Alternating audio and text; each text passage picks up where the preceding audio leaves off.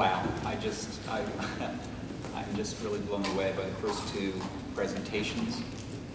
The asset-based strategy in which we can think about a vacant home as an asset. We can think about doing planning in some way that's actually fun and isn't just driven by people who are very angry, but people who are creative and are having creative approaches that are just really mind-boggling. Asset-based investment, making an asset of the person who is selling tamales, making an asset of the person who just knows where the flooding happens as opposed to the mind-numbing flooding map. It's great. Now, Harold is a highly respected public servant, member of the legislature in South Carolina, but also in his, I don't want to call it free time, but as a public servant who's also active in his community, he is the executive director at ReGenesis. I know we're going to hear more about it from him. It's an extraordinary organization. And Harold, in addition to telling us what you had planned to say, I'm also kind of looking forward a little bit to some of your reflections on what you've heard as well, because as a legislator, you have a skill set that many of us really lack, which is you're a great listener. So it'll be interesting to hear, with all of the amazing input that you get and reach out to your community, which respects you so much as a listener, to hear a little bit of your reflections afterward. Don't feel any pressure. That's my interest in hearing it. Okay, come on, Harold.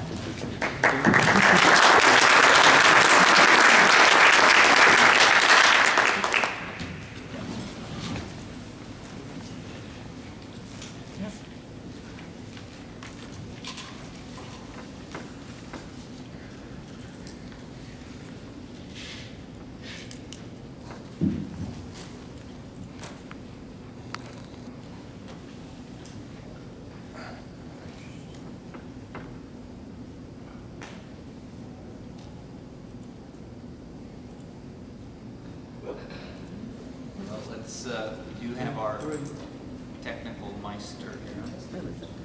And now you were so close. You're doing what it says, and it's not doing what it says it's going to do. There we go. There you go. Thank you so much. At times not added on. No time has been added, let the record reflect. Time. Mr. Legislator.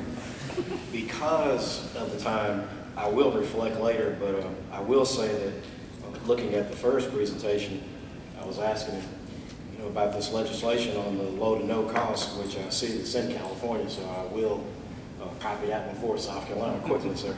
So we've already made those notes, but what I will tell you is that I want to, the ReGenesis story that I'm going to talk about here today is one that I'm going to try to race through this because there's a lot here, but in this story, there was absolutely no leadership in this community, and we literally had to organize, build, and cultivate that new leadership because we were able to take a $20,000 EPA small grant and leverage that into over $280 million in our redevelopment within the community.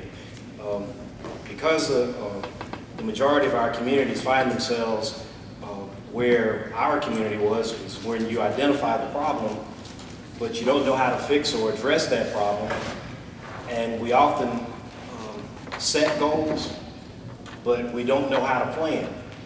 And when you look at it, a goal without a plan is nothing but a wish.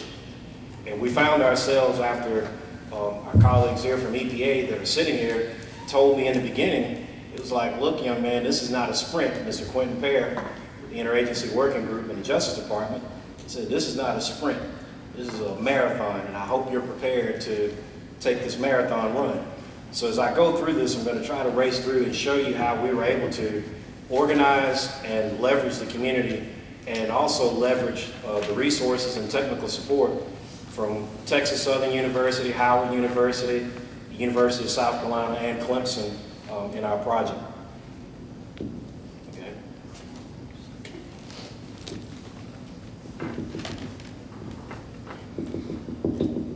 And this is the collaborative problem-solving model that EPA came up with. In the beginning with our project, we were able to focus on the problems. We had 2 Superfund sites and 4 brownfield sites within this community. And the indicators, as you can see here, were centered around the environmental justice impacts, which impacted both the social, health, and economic components of our community. And I will say, during this presentation, I was not an elected official. I actually hated a lot of our elected officials and said that I would never do that, and found myself getting right into the hunt. Element 1 of the CPS model that EPA came up with was identifying the problem, envision the possible solutions, and setting the goals. As you can see to the bottom of the right, this is where the sites are located. The stars indicate the sites. That picture there to the left is one of the ponds that came off of the fertilizer plant site that had an acidity level of 2.3, which the owners of the property took a backhoe and dredged that to a public source of water, Fair Forest Creek, which runs to our state park where there's public fishing and swimming. This is the fertilizer plant right here. The bottom right hand where you can see there, that's the family home that I grew up in with this fertilizer plant. And so as I'm going through this, I want to show you this because this is where the lack of trust was in this community, which had no trust in local government or our state agency. This is a picture I took after identifying or finding the problems with FOIA. I had no idea about FOIA, Freedom of Information. I was led to our state environmental agency office, given the files by mistake on this facility. I thought I was coming to talk to someone, and the lady put all the files on the counter for me, and I tried to pretend like I knew what I was doing. And so she said, "Would you like to go and review these?" And I was like, "Yes, ma'am. I was just waiting on you to show me where I can go and review." And she gave me, allowed me to make copies of all of this. Well, I had taken a picture because we live right across the street from the facility. My picture is the exact same thing of this, which shut down in 1986. So this sulfur that you see right here, the owners said that they had taken care of the problem, but what they actually did was they dumped it over the back fence of the property that you can see there to the left. And underneath that was 20 tons of sulfur, and when they got rid of the sulfur, they found their old acid plant. And this is where I was calling the folks from EPA because there was a huge excavator in front of our house, which reminded me of the days with the tractor trailers in and out. And I called them and I asked them, I was like, "What time are you guys getting here?" And they said, "It'll be about noontime. We'll be there to do the preliminary assessment." I was like, "Well, somebody's about to go into the facility right now with a huge excavator." And you can see that little pile of sulfur at the top. It's about the size of maybe 2 of the tables here, which you did not need an excavator with the size of maybe 4 of the tables with the scoop. So I got my video camera, and this is before Rodney King, and ran through the woods that set up across the creek to take the pictures there of this. This is the 20 tons of sulfur, and that was one of the fire chiefs who had picked up one of the chunks of sulfur. And this is what the facility looked like, which we were told it was a clean closure. All of the fertilizer still left there. You see 48 tons of superphosphate ammonia fertilizer and 2 underground storage tanks with 90 gallons of fuel oil. All the transformers were on at the site, but all the fire hydrants were cut off.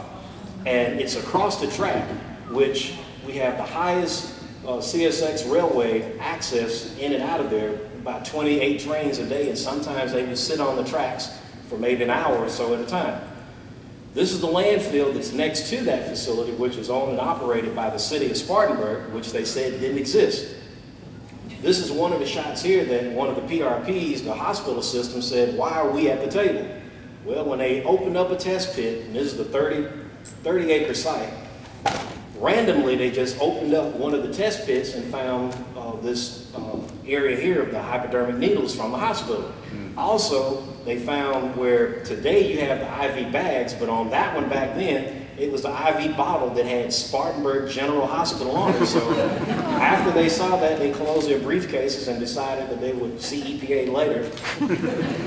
Now, this is the housing condition that's right behind the landfill. That's what most of the people would actually look at and live in within the community. So the issues that we saw around the environmental impacts, lack of jobs, the transportation, poor housing conditions, crime, because all of the abandoned facilities in that area, it's kind of like you see a lot of the movies, all of the criminals are always in these facilities. That's because there's no policing or activity around law enforcement going around these facilities because they're abandoned. And so this is what we had of the 3 facilities that were in the community.